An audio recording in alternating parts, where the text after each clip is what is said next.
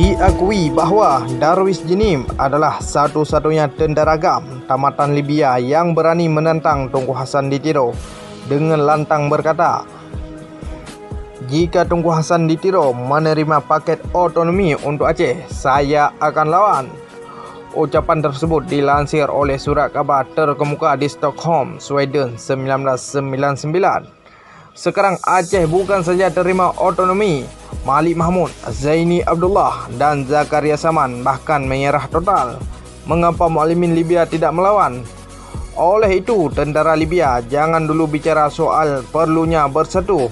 Marilah kita hisap diri dari peristiwa bicah kongsi antara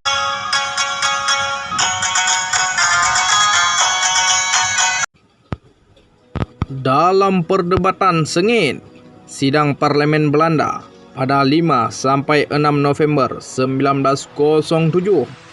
Ijerman, anggota Parlemen Belanda yang telah melihat langsung situasi politik dan keamanan di Aceh, selain mengutuk keras tindakan biadab Serdadu Marsuse di Aceh, juga menyimpulkan bahawa bangsa Aceh itu bukanlah satu bangsa yang mau menyerah seperti bangsa-bangsa lain di Hindia Belanda, yang kalau istana rajanya sudah kita ambil, kuasai, maka segala perlawanan terhenti. Di Aceh tidak demikian. Kalau tidak kita kuasai semua, kita tidak mempunyai kekuasaan sama sekali.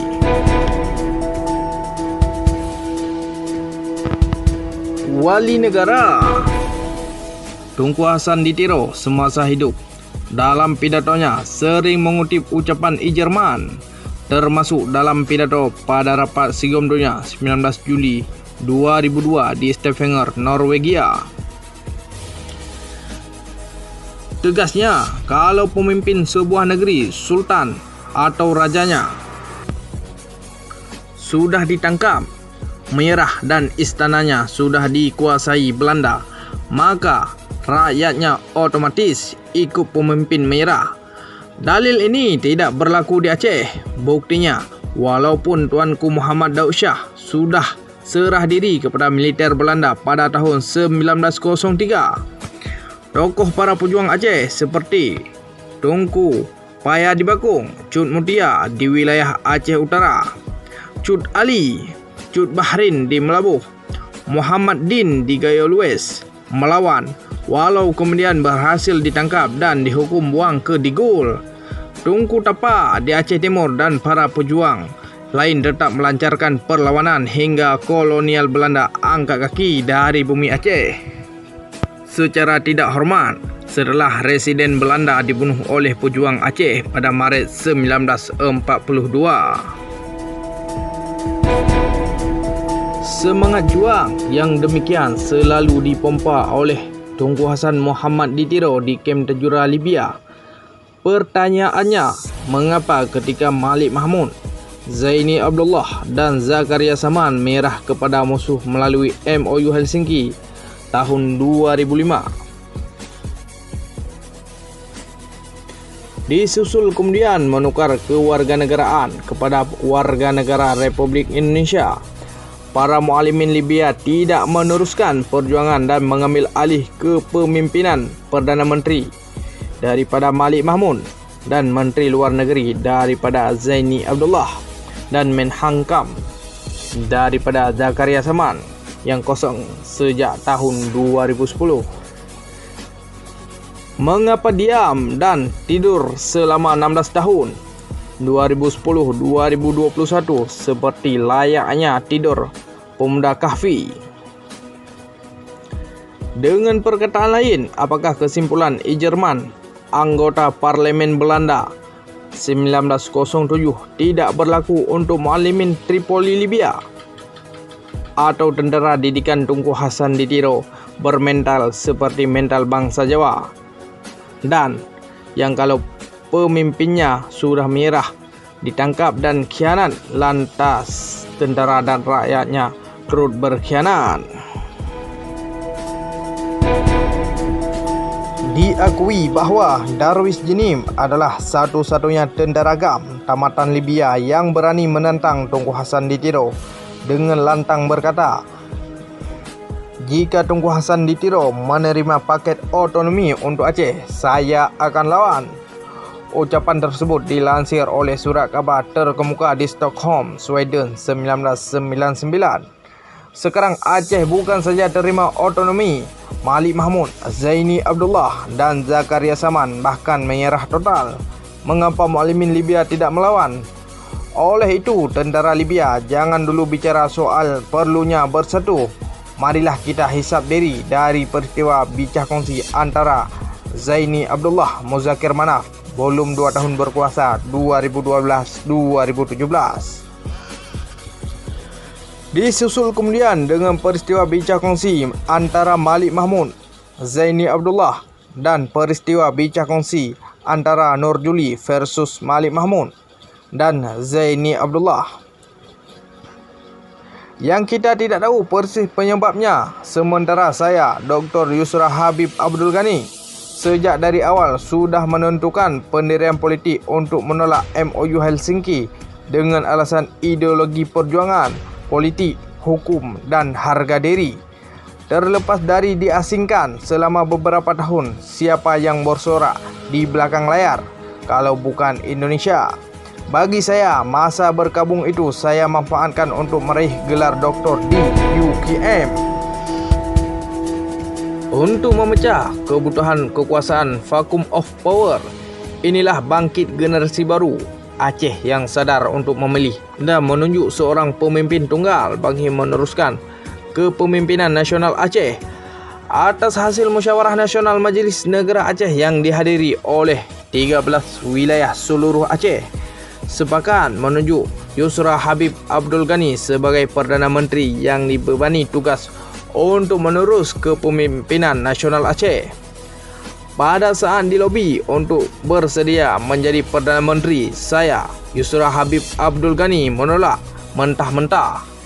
Namun begitu, jika bangsa Aceh sepakat dan bulat suara memberi amanah kepada saya, insya-Allah saya terima dan pasang badan. Dengan syarat ke-13 oleh wilayah dibaiat terlebih dahulu bersumpah atas nama Allah setia kepada perjuangan. Yusuf Jalil Perla yang melobi saya berjanji pulang ke Aceh untuk memastikan permintaan saya. Alhamdulillah, dengan izin Allah berhasil. Ini terjadi pada Februari 2020.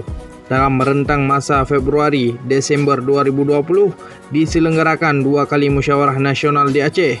Sidang pertama pada 22 Agustus dihadiri oleh 7 wilayah yang secara aklamasi mencalonkan Yusra Habib Abdul Ghani sebagai Perdana Menteri. Terakhir diadakan musyawarah istimewa pada 3 Desember 2020 dihadiri oleh 3 wilayah seluruh Aceh.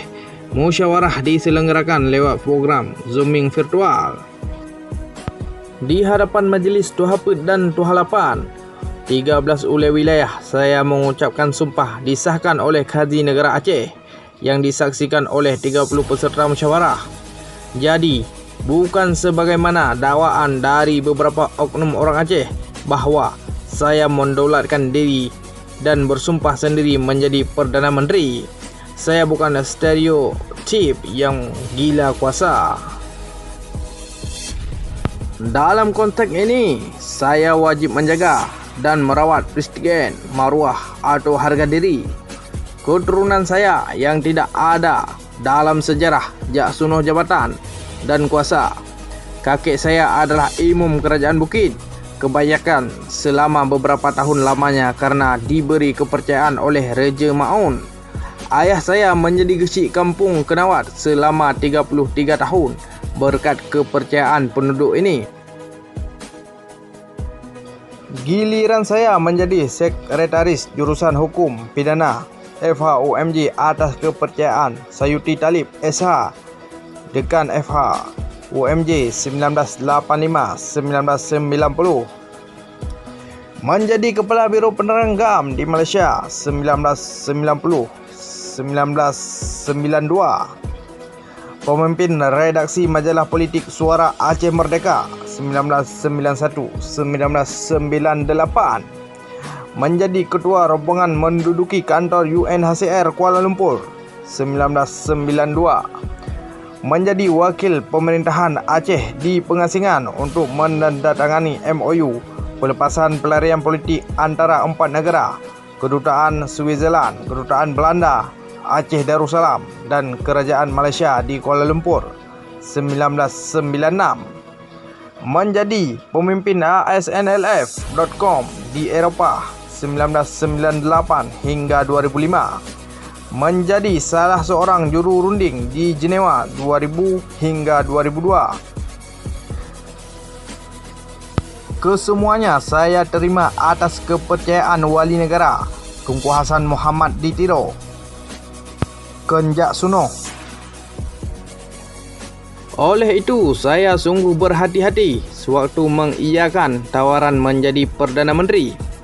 Saya berasal dari keturunan yang pasti-pasti berdarah ule balang dari Sampo Inip, datuk lelaki dari keturunan pihak ayah, keturunan Habib Putih dari garis keturunan ibu di Kabu, Jeram Melabuh, dan panglima perang yang syahid dalam perang tahun 1904 dari garis keturunan nenek di kampung Penusan, Gayol West. Jadi tidak wajar dilecehkan oleh bijih-bijih bermental lamit dan bijih yang terceek. Saya sudah siap untuk hidup dan mati dalam perjuangan menegakkan pemerintah negara Aceh Darussalam. Titik. Itulah tulisan yang dikutip dari aceh1.com yang ditulis oleh Dr. Yusra Habib Abdul Ghani SH, yang dibacakan oleh host Tanah Ringtone Asia. Di sini mengupas semuanya tentang fakta yang berlaku di dunia.